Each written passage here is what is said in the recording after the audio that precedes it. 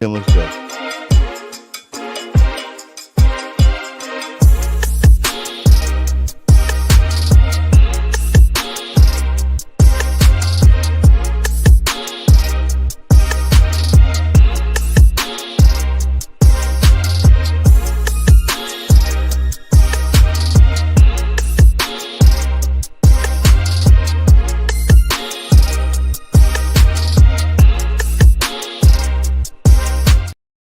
Y'all for tuning in, helping us to redefine what's cool, because smart is The new gangster. baby. And if you don't know, Now you do.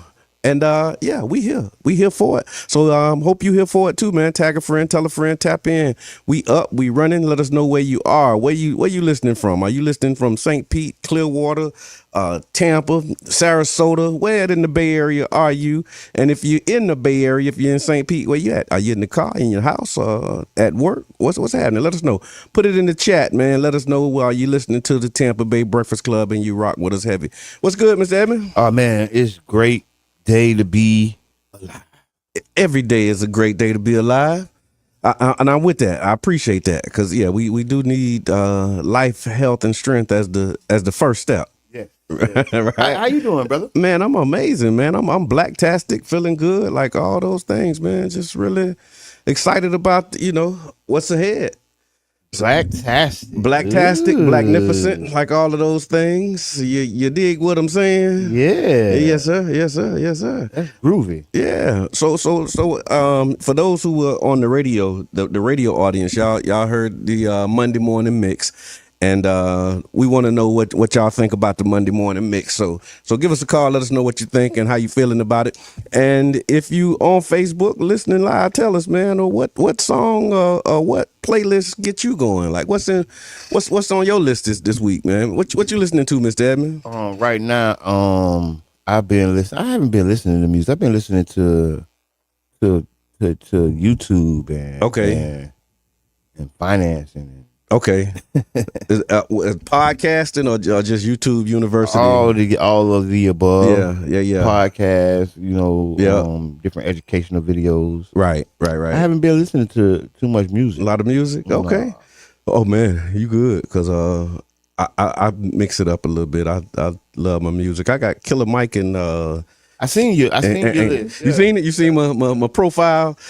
So I got like meditation music, right? I seen that. So I got meditation music, Killer Mike and Kendrick Lamar, and a little bit of Anthony Hamilton in the mix too. It's a beautiful thing. Oh, I got Good Morning Glory too. I got like a couple gospel playlists that's like my default setting. So let us know, y'all. What's a song that gets you going? Like if you can't find the energy or find the movement, what it is. Thank you, sweetie. I appreciate that. She said morning. That I can't see that emoji in there. Is how you wake people up. There we go. Okay, so with that music this morning, that's how you wake people up. That's how you get the people going. It gets the people going, Mr. Edmond. It gets the people going. So yeah, that's kind of where I'm at. So like yesterday I rocked out with like Good Morning Glory. Had my Sunday morning worship and all those things. And and then in the afternoon, man, again, I was kind of on my riding in my GNX. Yeah, I mean, bumping Nita Baker, you know what I mean? I mean, bro, yeah. You got a quite what they call it, eclectic. What they call it? Eclectic. Eclectic. Yeah. Oh yeah, absolutely, man, absolutely. Positively, man. So talk to me. So tell me about this weekend, man. What you do? Sunshine City Film Festival. Okay. Big shots out to Cranston coming back. Miss Debbie had who else? And the whole team, man. Yes. It's a beautiful thing. This week, actually today, at 7 p.m. We'll be showing For the Culture, kicking it with Mr. Edmond. Okay. At Eckerd College, among other documentaries. So if you got some time today, come on out to Eckerd College, 7 p.m. Big shouts out to Eckerd College and all the partners with the festival. Right. We're going to be showing the In the Mix with Mr. Edmond, and that's the documentary where I talk about, growing up in the shadows of the gas plant district and and right now being president of Charles Park, right, the modern day gas plant area. Yeah, wow. So, I like that. The modern day gas plant. It's the modern day gas because plant. Come on, man. you gotta keep it 1,000. The gas plant was a black neighborhood. It was. Right now, Charles Park is a black neighborhood with a gas plant in it. Yeah. People having respiratory issues. It's right next to the kids. YMCA is right next to the lake. So right. We got to be more cognizant of what we're doing as we're doing it, because a lot of times, we romanticize, what the gas plant is, and I challenge people, come watch the documentary, and then take a walk around the gas plant in Charles Park, right, because we have that going on right now in real time while we celebrate and honor. Yeah, the historic gas plant. We have a gas plant right down the road where the black people relocated to. Wow. If you follow the story. Right. No, and I hear that, man. And you're right when you talk about romanticizing, because a lot of the narrative about the gas plant district overlooks the fact that this is an environmental racism. Yeah. And a lot of people don't even know what that is. Right. And embarking on this journey to smell something, say something journey. Big shots out to Charles Park Neighborhood Association, Brother John Muhammad, and the work of a lot of people. Yes. A lot of the different colleges that have came and stepped up. Eckerd College, USF, right. Stetson College. Oh, big shots out to Stetson Law. And we're just scratching the surface. Right. And so this documentary has helped to re-kick off the Smell Something, Say Something campaign. Have you smelled anything in your neighborhood? Or have you smelled gas? Do you live by Charles Park? Do you know where the gas plant at? If you do, put it in the comments. Tell us your story of the modern day gas plant down the road from YMCA Charles Park Rec Center. Right. Talk about that. Because the reality is, we overlook today to remember yesterday, and sometimes we got to readjust that. Right. No, I appreciate that, man. Appreciate that. So tonight at 6 o'clock at 7 o'clock, 7 p.m. at Eckerd College. Okay. And we're gonna be doing documentary night, and I'll be on a big screen tonight. That's what's up, man. I really want y'all to come because this is the second film festival in 1 month. Okay. First it was at the Dunedin. Yep, I saw that. Film. And it garnered a standing ovation. Wow. Big shouts out to Dunedin Film Festival. It was amazing, man. And to see, people's eyes light up. Right. To see people, to see that light bulb go up over people's heads. Right. Right. And like, oh man, I never thought about that. Wow. That aha moment. Yeah. So tonight, if y'all haven't seen it, in the mix with Mr. Edmond will be one of the documentaries shown tonight at Eckerd College. Come on out, Sunshine City Film Festival, and it's all about support. Right on. Thank you for that. And I also want to give a shout out to Rakisha Fuller and Keyshawn's Corner, man. Yes, I pulled up a little late, but I pulled up and it was a definitely a packed house. Yeah. And the youth were really talking that talk. Oh yeah. No, it was amazing. And so we talked about it last week, and we were promoting it pretty heavy on my personal Facebook page. Keyshawn's Corner did the youth summit, Youth Speak, We Listen, and it was really an opportunity for them to say what's on their mind and answer questions, from their perspective. How do they say these days? We listen and we don't judge. And it was just really a beautiful space. I think the way that it was set up, also the symbolism of how the room was set up, really spoke volumes. And so there was like this curtain on the stage. Yes. And when I talked with Rakisha about it, that was the idea of the youth. Like the youth was saying, sometimes that they may not be comfortable, if you and our response to that usually is suck it up. You got to learn how to speak in front of people, and you got to we start like shaking the sabers and telling them what they need to do and should do, and it was like, well, what if we just just put up a curtain where we can sit behind it, and then the other part of it was in addition to making them comfortable, the other thing that it did too, Mr. Edmond, was it forced you to focus on their voices, and not be distracted by the aesthetic and you looking at them and they might be fidgety. So with that curtain, being able to put your attention on the stage, but not be distracted by anything other than hearing their voice, was also a powerful testimony. It also was like representing kind of the division between the different generations. It was like so much in that, man. It was just very well thought out, very well done, executed, very well. And so thank you, Keyshawn's Corner. Y'all can check them out, Keyshawn's Corner with a K.org if you want to learn more about the work that they're doing. But yeah, it was an amazing event, man. Yes, okay, we got to get to our break. Let's do our break. Right on. And then after our break, we'll be back. We're going to be talking about upcoming news, politics with Mr. Edmond, and so much more. You're tuned in to 99 Jams, Cara Festa Radio, new morning show, Tampa Bay Breakfast Club. Right here on, he said it. Hits a record high of nearly $1 trillion, even as it faces the threat of tariffs from Donald Trump.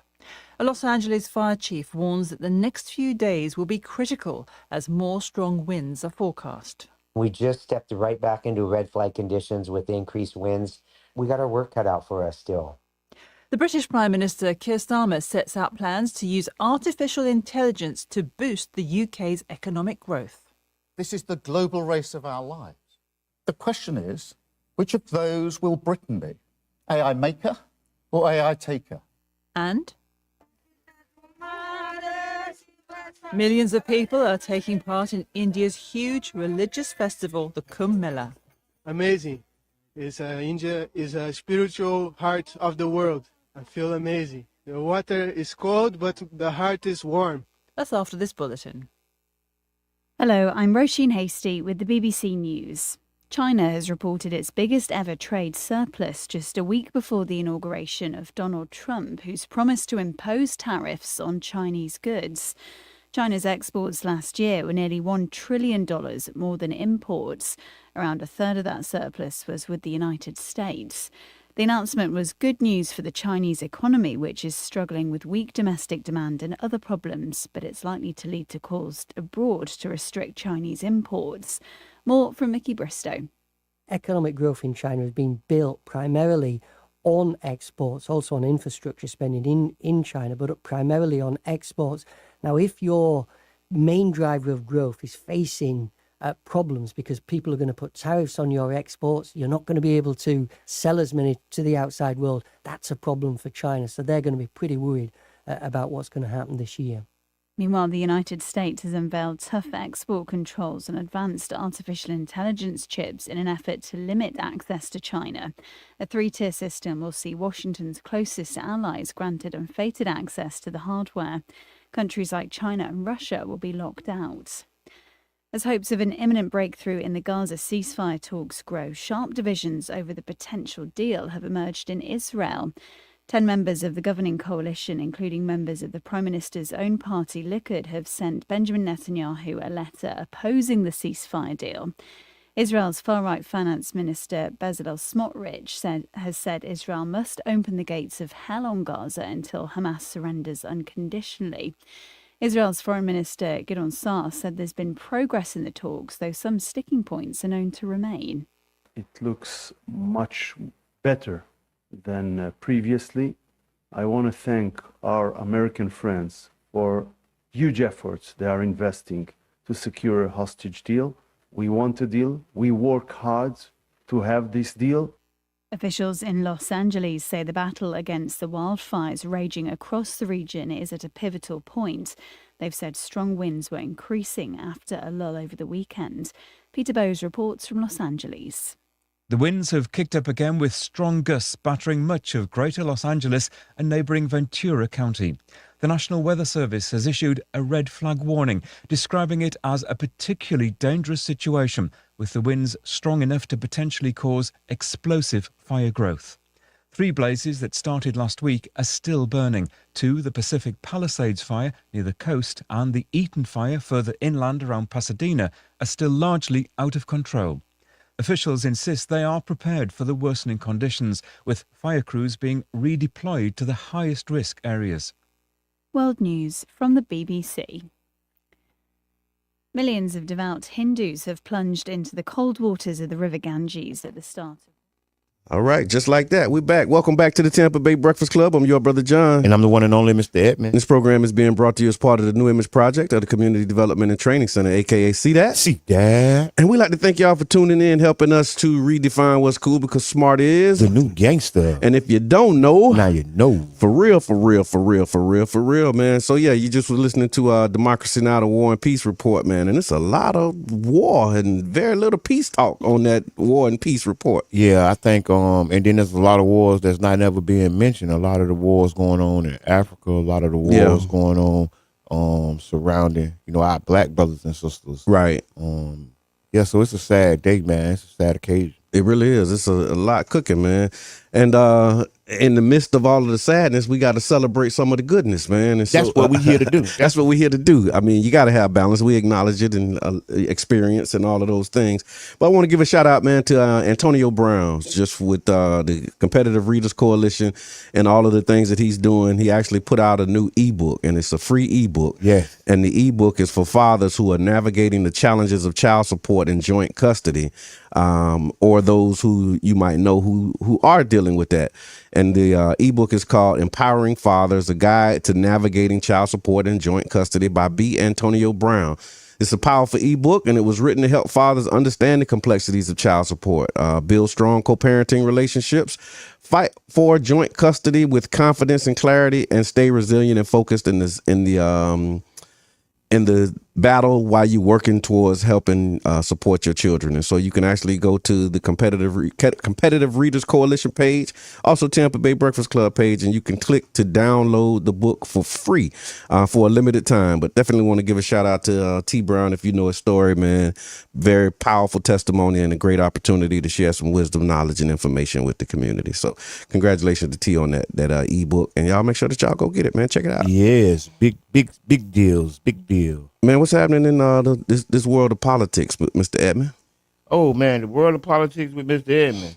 Boom, boom, boom, boom, boom, boom, boom, boom, boom, boom, boom, boom. This is the introduction. Boom, boom, boom, boom. And so the first thing, that's not really politics, but California wildfires. Yeah. It's becoming a political issue. A lot of the fires that have gone on in California have been going on for the last few days, and it's been devastating. Yeah. California has been devastated. It's become a political issue. President-elect Donald J. Trump says he will give California more water than they ever needed. More water than they know what to do with. Oh, that's his pledge. Is I got water coming. The water is coming. Right. So the serious thing is, the governor Gavin Newsom spoke with the Hawaii governor. Okay. About because they experienced something similar, right? Yes, a devastating fire, maybe last year. Yeah. And they're talking about the land speculators who coming up to buy land for cheap due to the fires. And if y'all watch the Tampa Bay Breakfast Club, one of the things I was saying, while people are evacuating, there's a certain type of person who's moving in. Yeah, they running into the fire. Yeah. And some of these land speculators, kind of like what we did with here. People buy wholesale and flip, So it's going to be interesting to see how this fire and how California recovers. So we're praying for the people who lost their property. Yeah. People who lost their life. Maybe 10, 15 people have came up DOA. Yeah. And yeah, it's a sad situation out there in California. I seen some of the fires. I know y'all seen some of the fires. You got some family and friends in California. Call in, let us know how they taking it, how things going. Yeah, I know Maria Scruggs said her daughter had just moved from out there, and she sent the picture from like her balcony of where her old apartment was. Yeah, and you could see the fires and just the smoke burning. I also seen a video this morning. It was talking about a lot of the criticism around people who decide to stay and not leave the neighborhood. But it was a video, one of them montages with a young woman who was basically fighting to protect her mom's house. It was like the house she grew up in. And, they saying a lot of the fires is being started from them embers that, fly over and then they catch on. Yeah. And so what was happening in this video was like she had the water hose and she was basically just walking around the house, stomping out, these embers and like protecting the fire. Then like one of the trees caught. So you can see her like, trying to put the water on it, like putting dirt on it, and she was able to like keep her mom's house from like really catching. Like the garage caught, and she was able to get that done. Had a fire extinguisher, but she literally was like protecting her mom's house. And so when you go through them neighborhoods and you see on them cameras how it's one house that's still standing. It's a reason that one house didn't catch, because they have like these fire mitigation protocols and things that you're supposed to do throughout the year. But then also it's just people who are boots on the ground, like I'm not leaving. Like I know they want us to get out of here, but I ain't going, because she was like showing if she would have left that fire, it was a little small fire that she was able to just douse, but it could have caught the house, and it was just sad, a sad situation to watch her, scurrying and panicking to try and put this fire out to save her property. And you hear about Palisades and celebrities, but you don't hear about the everyday people who are losing their properties. And you're right. The other part of it, when I saw it, Mr. Edmond, was when I first saw it, I told my wife, I said, watch, in about a week or two, we're gonna start having conversations and updates about insurance. And sure enough, the insurance, the insurance out there now they cut a lot of people right before the fire. Yeah. I mean, I think right now it ain't a good time to be insurance. Yeah, right. Yeah. An insurance provider. The insurance people are taking a lot of flack right now. Yeah. Especially after the CEO was gunned down. Health insurance in New York. Yeah. With the bullets inscribed, deny, delay, and whatever. Yeah. That's what the man had written on his bullets. Yeah. Deny, delay, deny, and then whatever. Yeah. But that insurance industry gonna be crazy, man. We need to look at our environment, what we got going on, because the environment is talking to us. We have a cold storm coming up, but that ain't politics. We'll talk about that later. Yeah. But headlines. But no, that's it. Look, we just kind of merging the headlines and the politics with Mr. Edmond. What else you got, my brother? So, D, what's good, man? Thank you for tuning in. One of the in other news, the war in Afghanistan. They have found that North Korea has been sending soldiers. They still fighting over there in Afghanistan? Like, I thought the war in Afghanistan was over. Man, yeah, you got to look at some of that. Okay. They have drone footage coming back of people getting blowed up. It's ridiculous. Wow. You've never seen anything like this before. Wow. And I'm a person that watches a lot of news. So the scenes coming back from Afghanistan are devastating. The North Koreans have sent patrols and troops to fight in this war to help Russia. Okay. And they've lost 50,000 soldiers so far. The North Koreans? Yes, with an estimated 250,000 being involved. Wow. They sent 250,000 troops over there. To try and support who and what? Because they're supporting the Russians. Russia and North Korea have an alliance. Okay. And Russia, I think the Afghanistan, they beat them.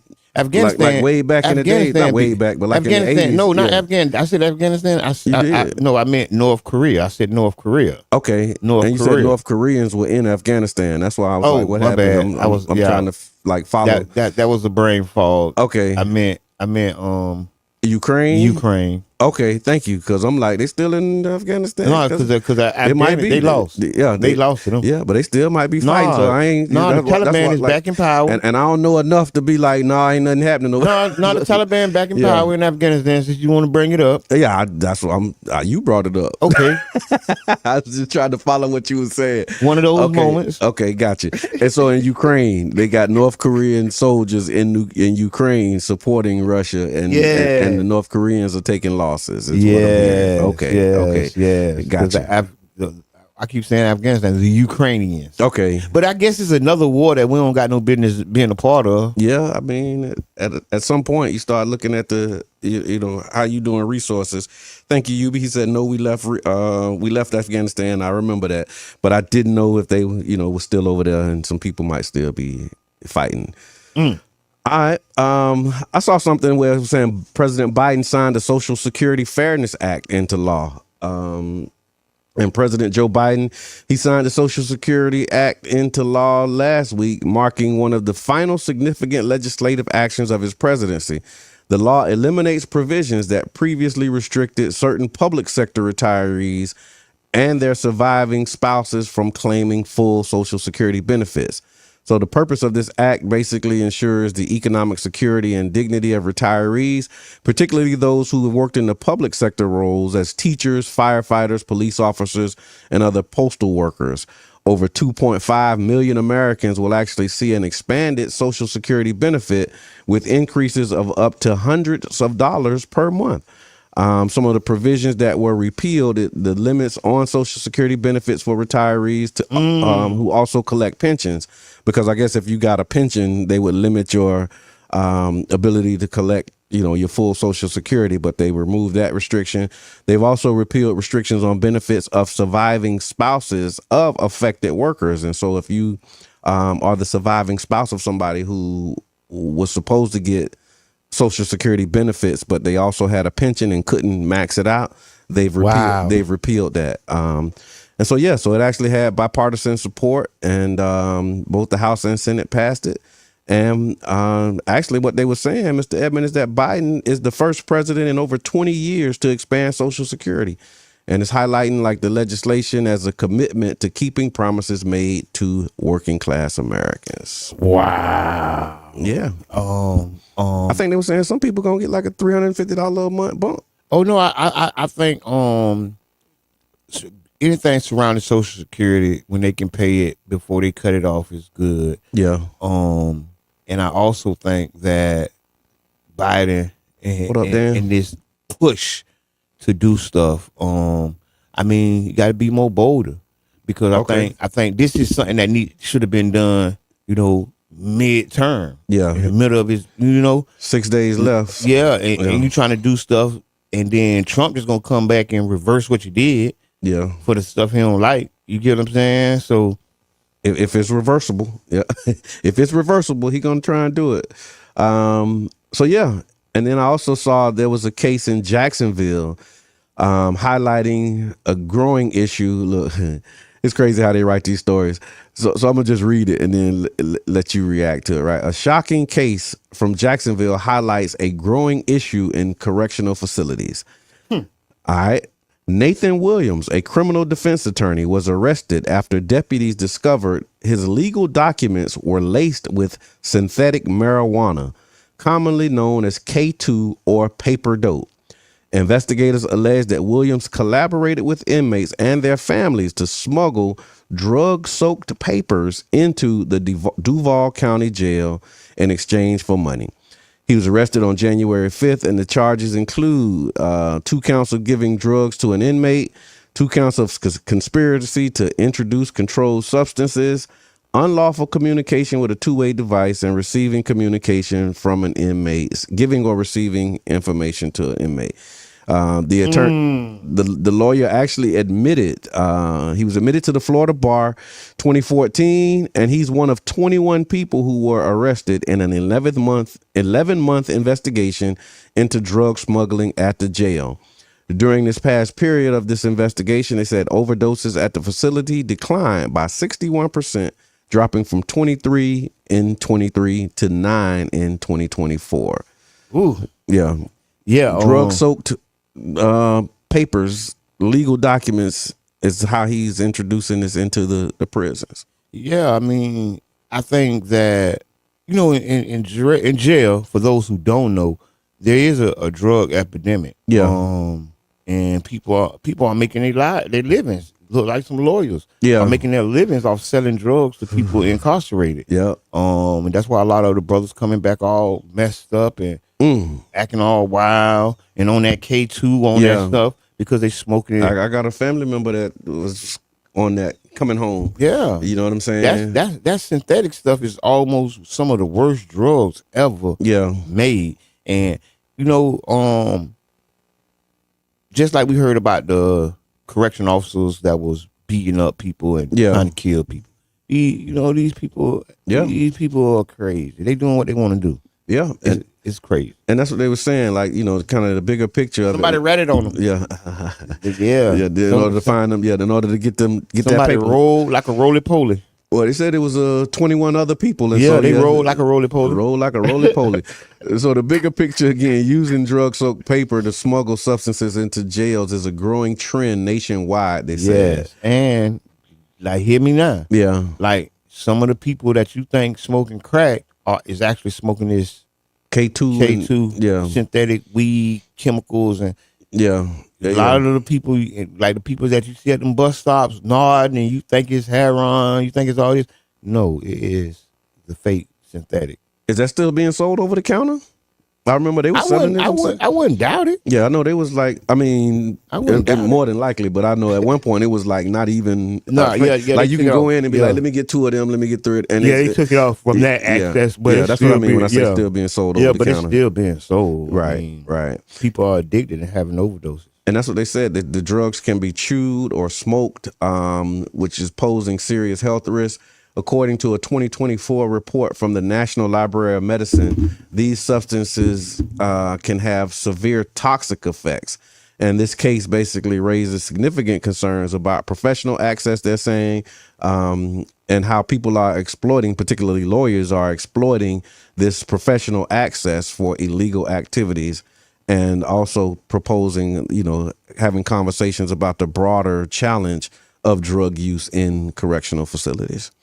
Yes, and just to be aware, man. Yeah, I think I think we talked about this off air before. The way that the U.S. government pumped illegal drugs into the black community, I think these other countries are pumping drugs into the United States. Yeah, the same way. It's almost like an act of war. Yeah, I saw something like that. And they were saying like them synthetic drugs. Listen, they're pumping this junk into the American ecosystem. Yeah, the same way America pumped the drugs into the black community. Yep. So it's almost like to watch it happen. You get what I'm saying? It's almost crazy, right? You know, and you know this is true because you even see our incoming president talking about stopping the countries from sending drugs over. Right. And Mexico, like, hey, we ain't been sending that drug over. We sending over the good drugs. Yeah. We ain't sending over that fake stuff. We sending over y'all got to get that from the other man. We got some clean for you. I don't know what y'all hey, Mexico like it. We ain't we ain't bootlegging. We got the real thing. We got the real deal over here. It's some other people. Y'all need to get them. Yeah. And I'm looking talking at about it, telling. Yeah. And I'm looking at it, and in my mind, I'm like, you know what? The same way that the CIA pumped illicit drugs into the black community in the 80s, 60s, and 70s is the same way these other countries are pumping these synthetic drugs into America. Right. As a whole. Yeah. To do the same thing. Yeah, and it's having that same same outcome. And so he said synthetic made in labs, absolutely. Turning people into zombies, living dead. Yeah. They gave us the movie. Yeah. And we didn't know how it was going to happen. And now we know. Yeah. These people, you go to some of these places in LA. Yeah. And some of these like tent city encampments. You see, it's like The Walking Dead. Yeah. They like zombies. And it's like because of these synthetic drugs is being pushed and pumped and introduced into the prison system. And wow. All right. So also saw the Philadelphia 76ers. They have reversed their decision to build a $1.3 billion arena, even after securing city council approval for the project last month. It sounds like they're doing the same thing the Rays doing to us. Telling you, playing with our top. Let me get through it, and I knew that's where you was going. But so this is what happened with Philadelphia 76ers, right? So the proposed 18,500 seat arena, dubbed the 76th place, was to be located in the Market East corridor, which is a distressed retail area that city officials hope to revive. However, after 2 years of heated debate, vocal opposition from Chinatown residents and activists, and significant public concern over gentrification and gridlock, the team decided to remain in their current home, the Wells Fargo Center, which is located in the city's sports stadium district. And so I guess the controversy and the about the opposition was that the arena project has faced resistance from the nearby Chinatown residents who feared gentrification, rising rents, and the erosion of their community. This actually follows a history of developments that have negatively impacted the area, such as highways and large projects that divided the neighborhood. Proponents of the deal, including Philadelphia's mayor, described the project as a game-changing economic development that could revive the Market East. However, opponents argue that the area would be disrupted and that the development would disrupt the area, citing the potential traffic gridlock and displacement.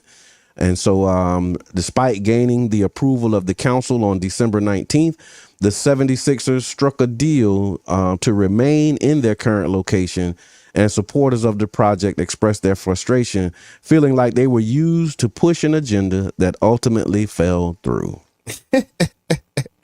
Hey, man, listen, these sports teams and the pushback from the communities, it seems to be unanimous all over the country.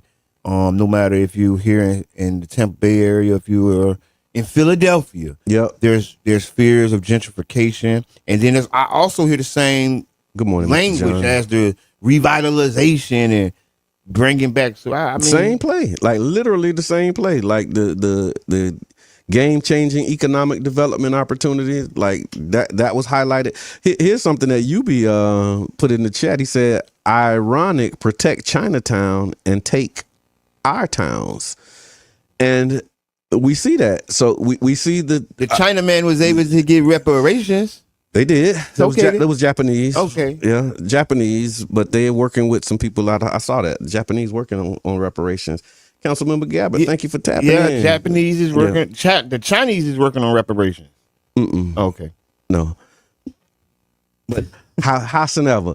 So again, seeing this reversal, again, is highlighting how cities are looking to balance these large scale development projects and the needs of the existing communities.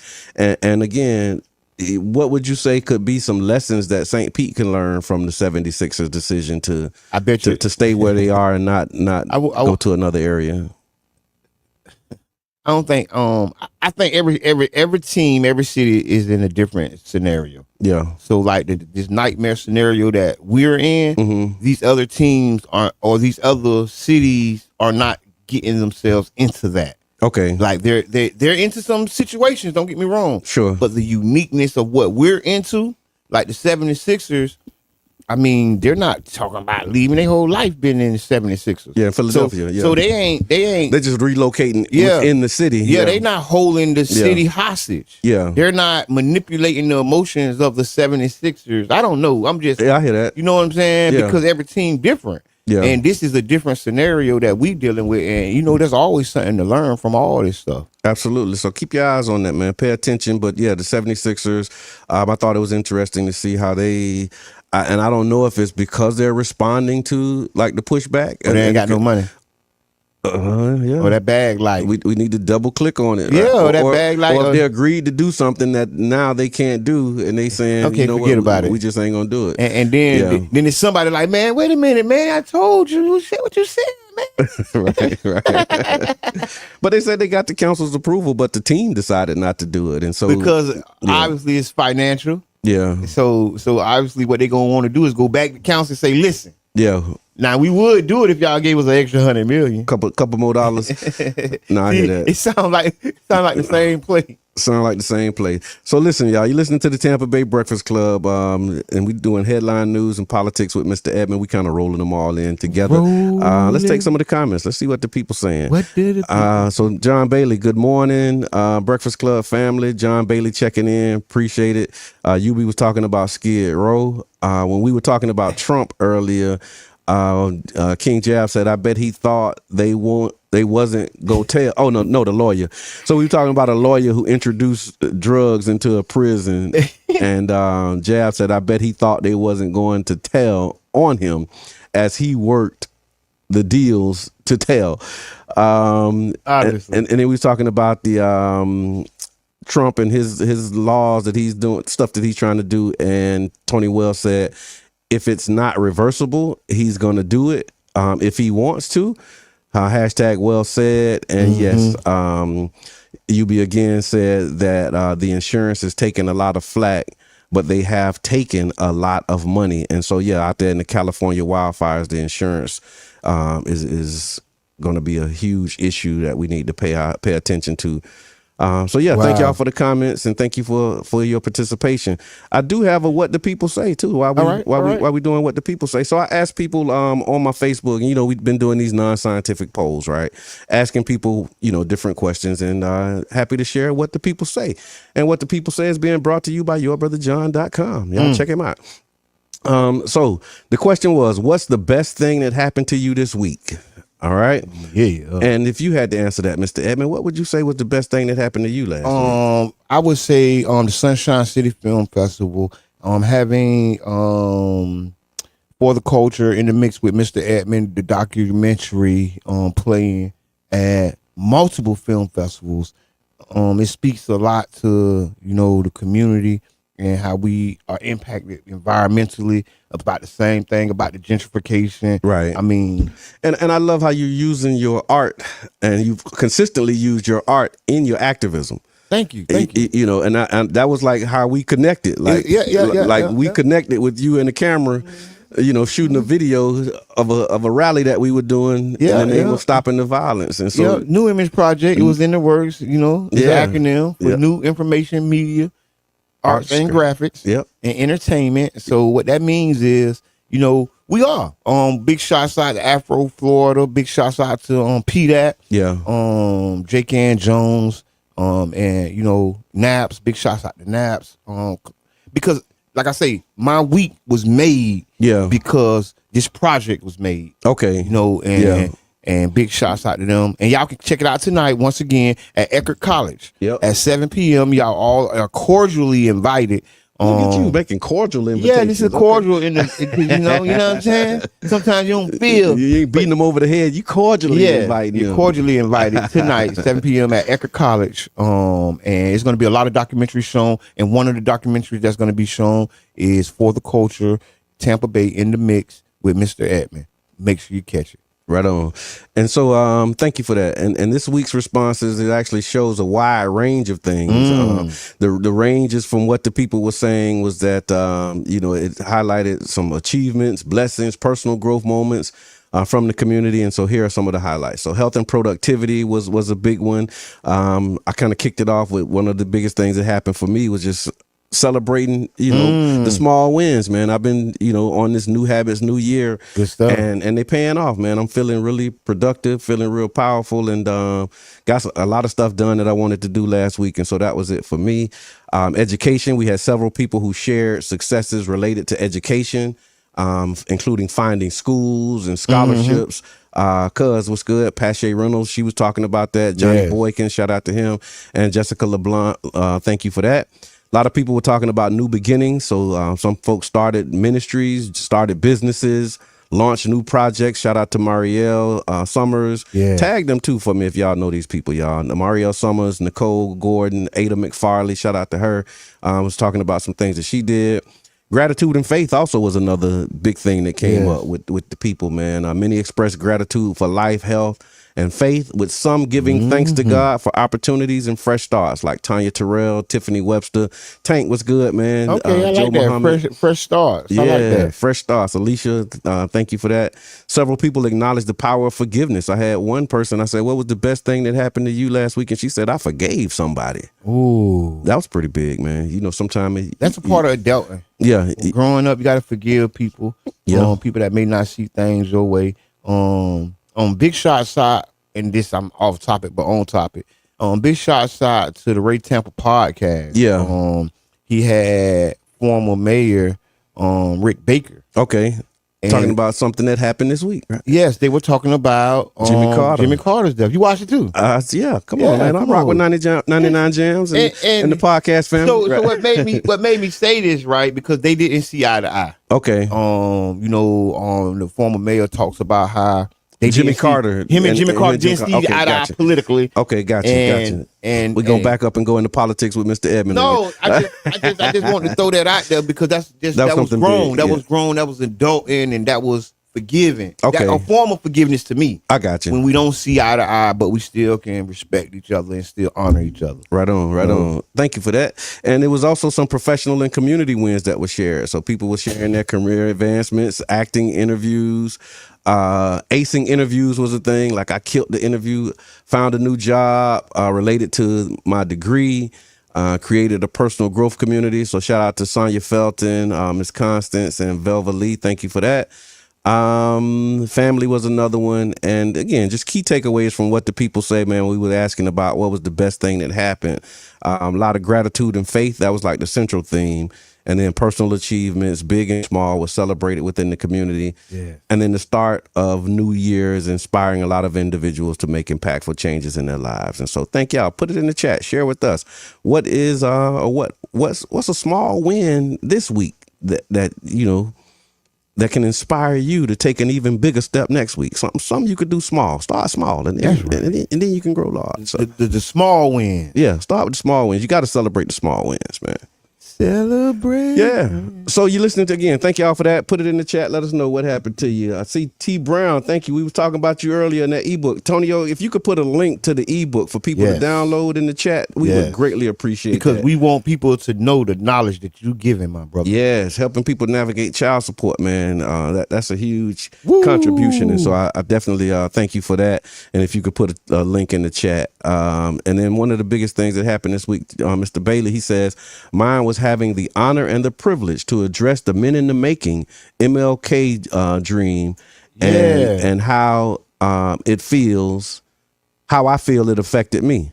How about that one? And what does it says? Men in the Making making MLK dream and what and how I feel it affected me. So that was awesome, man. Thank y'all for that, and thank y'all for letting us know what's on your mind. Hey, man, I think it is a blessing.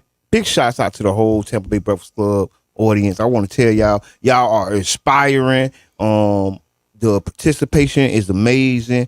The community engagement is off the Richter scale because we have been able to engage our community in ways a lot of people or a lot of community members haven't been engaged. Right? We've been able to make the minority opinion big as the majority opinion. Come on, man.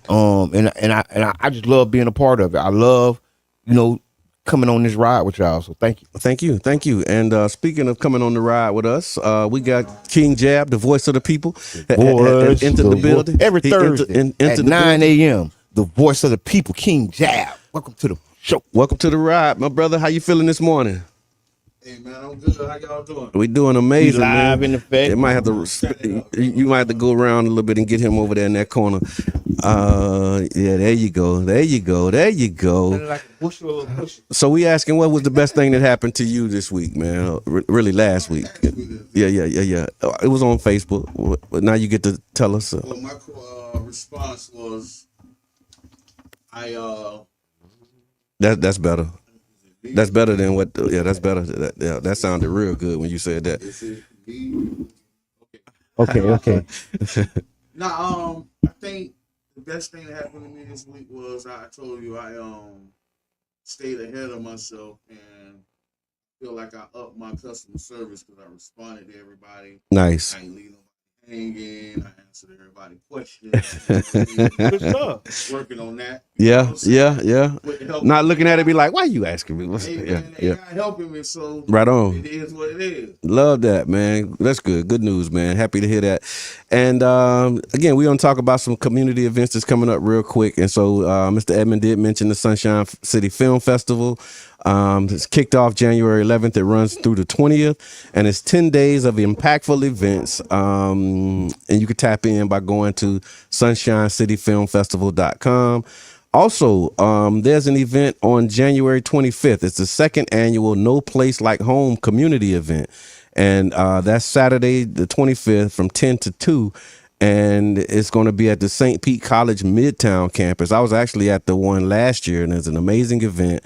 Mo Franklin, shout out to Mo Franklin, him and his wife, realtors, and they basically are bringing resources, and really assembling the resources in a place as it relates to like home ownership, staying in your house, and other things in the community. And so it's the second annual No Place Like Home community event. It's a free event offering a variety of community resources, free food and prizes. Y'all know we like that. And the goal is to connect individuals and family with valuable services. And so for more information, you can go to nplh.info and find out about that. And then also I wanted to really lift up the Pinellas Opportunity Council. POC. Their youth development program is now taking applications. So the target audience is high school students, and this is a comprehensive program. It supports students' mental, emotional, and physical, and financial. And look, these commas. Let me back up. The comprehensive program supports students' mental, emotional, physical, financial, and educational growth. It includes 12 weeks of training and 6 weeks of employment skills development. They're covering key areas such as studying and test taking, career exploration, mock interviews, critical thinking, conflict resolution, and a whole lot more. That sounds familiar. And then they're also helping them with their fast for completion, college tours, and a whole lot more. So the application deadline is February 12th. And I'm actually just going to copy and paste this so you can do that. Yep. So this the thing, right, that I'm seeing. Mm-hmm. Man, run your play, but up your play, because don't bore these kids to death. Yeah. King Jab been doing this thing. Yeah. So don't bore these kids to death, man. And I've been seeing that. Link to applies in the chat. Keep, Yep. keep them engaged and run through the program, man. So engaged, y'all. I'm glad you spoke on that, because I had the unique opportunity to witness the Story 727 holiday camp, right? Yeah. And King Jab, you was in there talking about conflict resolution and some of those things there. And one of the things I noticed was how engaged King Jab had them. Oh yeah. King Jab had the youth engaged. They were raising their hands. They were a part. They I don't know. I witnessed it, and I asked you a little about it, but I want you to tell them more about it. How you get the kids so engaged? How you what you do? I think I'm just really me, bro. Yeah. And I tell them who I am. Right. And they respect that. Yeah. And I we do a like a group project right at the beginning of the course called Active Listening. Okay. Oh, so you start off with how to listen. and so they start practicing that throughout the course. Yeah. And it was at the end, but I put it to the front. Okay. Because I want you to, and I want other people to listen to you. So that's right. I think really that's why I say that about the other program. I want the people that's facilitating these programs to, don't stay in the cookie cutter. Yeah, cut out the cookie. Cut out the cookie. Yeah. And make these programs engage, because the kids are coming out. Yeah, they want to be, and they're a vessel, so they opening up the vessel. Don't bore them to death. Give them something good. And I think I really just work hard on that, man. Y'all know me. If I'm gonna go in, I'm gonna be prepared. Oh yeah, absolutely. And I like what you said, like the cookie cutter, because a lot of these curriculums and programs, they do come in boxes and in packages, and then when you open it up, it tell you how to assemble it, and you follow these things. But once if you have experience with that, right, and this is again something that was kind of a takeaway from the youth summit, right? A lot of these cookie cutter programs are designed by adults. And who had no idea. Who have no idea, right? And so what you said about taking like the active listening exercise from the end of the course, putting it at the front of the course, right? Just those kind of tweaks. Like it's people who would never do that, and it's usually people, who's like, oh my God, you got to follow this sequence. And the other thing with that was the theme of the youth summit. And the youth were saying they feel like people, particularly adults and their parents, are not listening to them. Like they talking to them, and the feedback that they give, like it doesn't matter. Like you I'm the parent. You got to do what I do, not do what I do. Don't do as I do. Do as I say. You know, that kind of stuff. And so they were talking about how they felt like they didn't even have an opinion. Like you didn't have a right to have an opinion. You know, when you 10, 11, 12, 13 years old, like you don't have an opinion. And this is what they were saying. It was like they had thoughts and ideas, but they didn't feel like they can express them. And when they did, they didn't feel like the adults that they were talking to were listening. So. It's universal, bro. I say this all the time. One of the biggest artists in this country or in the world is Rod Wave. Right. And us as adults ain't got that boy to get to these kids yet. Hold on. Okay. Hold on, but we should be realizing that he is singing the soundtrack of what our children are going through. Yeah. And it's entertaining the world. Yeah. But these our kids. Right. So when I'm in the room with kids that went through the things that he's expressed. Right. And I tell them this. But you got adults that won't listen to the music because they say it's listen to the music. They don't realize that's when they took their son going. Okay. They think it's unique to him, the artist, and not realizing like it's other children. And that's why it's such a big record, is because this is a shared experience that they all have. So you got the whole world really just living off the pain of our children here in St. Petersburg. Yeah. Wow. That's heavy, man. Shout out to Rod Wave, man. And again, we was talking about the New Image Project and how you use your art to, you know, act to be active and to get things done. And that's another one of those components. Like when you listen to his music, you see how boy, man, he's singing about this. Yeah. He's rapping about this. Like you're like, and he started young. So right. He's rapping experiences that he caught at a young age, man. Mm-hmm. Although it's being expressed now, he's rapping things, but he's pure. Wow, kids, bro. These are our children, right? And what his music reflects is what's in our household. Wow, yeah, and again, just hearing from them and having that conversation at that youth summit, like it's just like validation, like it's bearing witness to what you're saying, because when you hear them speak, that's what they're saying.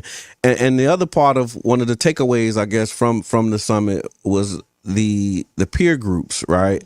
And you know, it's not a one size fits all. I'll say that, right? But one of the youth said that the question was like, how do you feel about talking to your friends about your feelings and when you're dealing with different things, right? And one of the youth responded by saying, like, you know, me and my friends, we good. Like me and my homeboys, we cool. Like he said that if you can't talk to your friends about how you feeling and get an honest answer, then those are not your friends. Those are associates. That was his first response. But then as a caveat to that, he also said they feel comfortable talking to each other. But like a girl or, you know, a female, they wouldn't feel comfortable talking to her because they think they're gonna think they soft. So you know what I'm saying? And then they don't feel comfortable talking to their parents because their parents gonna judge them and be like, you tripping, snap out of it. We went through worse than that in our generation. Y'all kids got it easy. You know what I'm saying? So one of the it was a powerful conversation, bro. One of the ways of leveling, bro, I go straight at the girls too, bro. Yeah. And I have to get them to understand that the value of what's provided in their household really stands on what they stand on. Yeah. Man will pretty much do what you allow him. Okay. I tell him straight up. If you know he out there robbing people, he got the money, dope, and the drugs in your house, how are you surprised when they shooting at your car with your kids in it? Yeah. You know. Yeah. You got to get you pumping the gas because he can't get from behind the tip. Right. So you know. Yeah. So if you don't put yourself in that situation. Wait, it took me a minute to get that. That was you said you're deep. pumping the gas The woman is pumping the gas to the dude. It's high behind the tent. because he can't get outside. Yeah, he can't come outside for real. It's Wow. And you It's know real. he hiding from them people. You It's know real. his movements. Yeah. But Wow. then you're in awe. Thank you for the stars, when it Dan. comes to your household. Yeah. Or when they thumping at the car and the kids in the car. Right. Don't bring that to your house. Yeah. You know what I mean? I really project on them like they look at my son. Example, I use him all the time. This man graduated Morehouse in grad school. Your daughter gonna call him a lame because he ain't got motion. Y'all ain't looking at the kid that when he done, straight to 200 plus figures. Right. Man, make 40, 50 grand just on internship during the summer. Yeah. $50,000 internship. But y'all want to see the motion. Y'all want to see the dude selling 3.5. This is how I talk to y'all kids. Okay. Yeah. For real. Now, see, this how they engage. Yeah, because you speak, like we logged in. You speaking the language. Yeah. Because y'all want to see the dude that got motion, and that ain't nothing when you got somebody that has a career. So the dudes you looking at as lames, you blinded, young man. Right. You blinded. Yeah, They done tricked y'all. the dude you looking at as a lame, that's gonna be the boss. That's gonna be the one who can either hire or fire the dude that you in love with right now. and it goes down the line because other races train their daughters to target him. Okay. The nerd and the guy who you calling lame. The athlete, the nerd, Yeah. the lames, Other cultures are saying that's the one you want. Yeah. the military ones. Yeah. The benefits. They're training their daughters to go after them. Come on. And you talking about, hey, call Tyrone and get me some weed from him. Yeah. I saw a debate on Facebook. I ain't gonna even do. I saw some real foolishness. It was so crazy, but wow. No, you got it, man. So you listen to the Tampa Bay Breakfast Club. We got special guests, the voice of the people. King Jab is in the building. He ain't no guest, man. He just pulled up this morning, got up early. We got we got some stuff we're gonna be doing, and we just talking about how we engage youth. So we had the youth summit last week. The mental health, and then we were also talking about how the conflict resolution course that's a part of the Story 727 holiday camps, and Mr. Edmond participated in one of those sessions, and he was just highlighting how King Jab was able to keep the people engaged, and not the people, keep the children engaged and have them interacting. And we were asking him what are some of the things that he does to help to keep the kids engaged. Can I share one more thing? This is what pulled me off the cookie cutter, Brother John. Talking to the kids, we had 2 conversations that really sent me back. I'm reeling now. Okay. I had to go in the think tank. First conversation I had with the kids was forgiveness. Okay. Because a lot of these kids done been through something. These ain't just good household kids. These kids' requests were somebody to adopt them. What's the first thing you want? Yeah, to be adopted. Yeah. I remember the session I was in, and it was So the forgiveness aspect. This is definitely the target audience. I'll say that. Yes. Yeah. It boom had me reeling because one of the young ladies said, "God forgive. When I leave here and go home, it's going to happen again." They're still doing the same thing. I was in that session. Yeah. Yeah. How do you forgive somebody who's continuing to do the thing that you trying to get me to forgive them for? Exactly. Yeah. Then these same young lady and a young lady expressed how they went to therapy. Yep. I remember. And what happened in the therapy?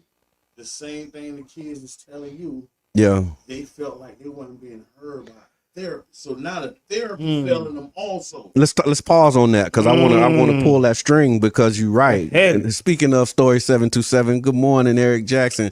Man, thank you for what you're doing, and we just highlighting some of our experiences working with you and your team and the youth, and really some insights that we learned from the youth as we participated. So thank you for creating that space and opportunity for us. The conversation about therapy, because you're right, and I didn't make that connection the other night. and like you kind of bringing it full circle, because you're right. In that session that we did with Story, one of the actually a couple of them talked about their negative experiences with therapy, and then they asked the other night, Friday night, same question. What do you think about therapy? And one of the youth, he was like, man, I've had a horrible experience because when I went to the therapist, he said he had ADHD was kind of his thing, and so his parents was like always trying to get him to calm down. So they decided to put him in therapy to try and process this energy. And he said it was like he felt like the therapist and the parents were like a tag team, and it wasn't an unbiased engagement. And so they was just like getting on him and trying to convince him that something was wrong with him, and something inside was telling him like, nah, this like I know ain't nothing wrong with me. I just got all this energy, and come to find out that the boy's brilliant. Like he's in these slow classes when he's an advanced student. And so he's getting agitated and bored, and he's like, yeah. And so, but like, this is the stuff that they found later. But he was saying when he was in therapy, it was horrible because the therapist wasn't really trying to hear him. You know what I'm saying? I'm like, wow. So, That was the same resentment. yeah. But that's exactly the same thing. Yeah.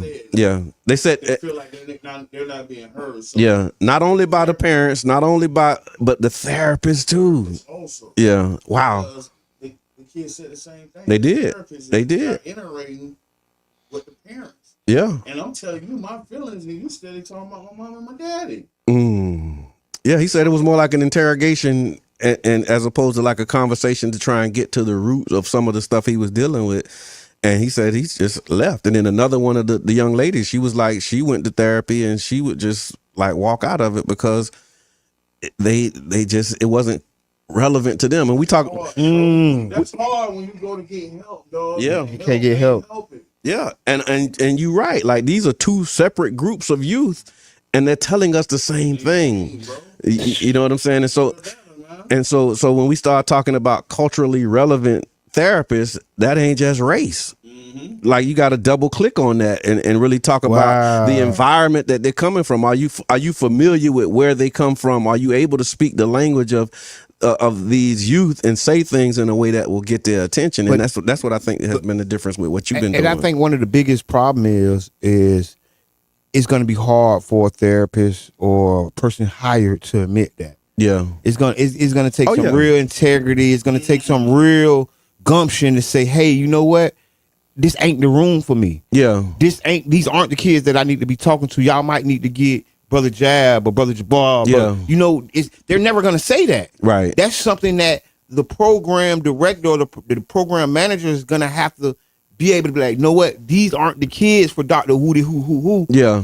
We might need to get King Jab for this. We might need to call the voice of the people for this. That's right. Because I think a lot of times we be trying to fit a square peg into a round hole. Okay. And no matter what, we're still trying to jam it. Because that's what the kid's saying. Yeah. Y'all trying to and it's not fitting for me. And it's cookie cutter stuff. And then the other side of it, I guess the highlight or the hope side of that was that there was a young woman who one of the youth that was speaking, and she talked about how her and her therapist, what they do is like they'll go to a coffee shop. And they had a conversation. Like it's not her sitting in a room in a chair across from them. She's not laying on the sofa. Yeah, it's like they would just go to different places, and so they took their therapy sessions out. So they would go and sit by the water. And so now she was saying, even when she's not with her therapist, she realized through that experience, like this is somewhere that I can go and I can find peace and I can kind of sort things out. Yeah. But the therapist was like taking her into places and giving her exercises that she could do. So that she was talking about how she journals and writes, and you know what I mean? It's like multiple ways of therapy. Keyshawn's Corner, y'all got it going on over there, because what y'all was able to articulate and bring, it wasn't just the problem, but and that was the beauty of it for me, was like you had varying experiences. You had some had horrible experiences, and then others were like, you know what? Well, shoot, if it wasn't for therapy, I probably wouldn't be sitting here right now. So you had that range of perspectives, and a lot of times in those rooms, we only hear that therapy's great. It was wonderful. I had a great experience, and we don't hear the other side of it. And I think that's the other part of this you know, the work that has to continue as we continue to engage our youth, man. Continue to continue. Yeah. Also too. All right. So yeah, you listen to the Tampa Bay Breakfast Club, y'all. We got 2 minutes, man. Time flies when you're having fun and you like you doing that work for real. I ain't gonna tell them about the parade. What we gonna tell them? Let's tell them. Yes, we will be at the parade. We're gonna be posted up. Y'all come by and holler at us. We're gonna be on the stage. Let me read through this, y'all. Yeah. Your Tampa Bay Breakfast Club Come on. will be live streaming y'all Martin Luther King parade this year. We will be there on site. We have a major location. We will be live, swaying through, do an interview, show us some love. We'll be on the block. Thank you for that. Pull up on me. He was like, "Oh yeah, that's right. We doing that thing, right?" and this is pull up on me. And listen, so this is a great example of what we mean when we say believe and do good. Because on Friday, y'all remember, Mr. Edmonds said, "I hope we can be in the parade." And then we say, well, my brother, don't just hope on it, work on it, my brother. And then so he hoped that we could on Friday, and then on Monday we coming in saying we could, and it's gonna happen. So thank you for believing and doing good, Mr. Edmond. That's my final thought. Thoughts, y'all. My final thought tonight, on Monday, January 13th, documentary Indie Shorts, Eckerd College, that is Miller Theater. That's 4200 54th Avenue South, St. Pete, at 7 p.m. Come see For the Culture, Tampa Bay, with the one and only Mr. Edmond. Right on. Me, the documentary, tonight, 7 p.m. Miller Theater. Pointed at the camera and all. Y'all got to.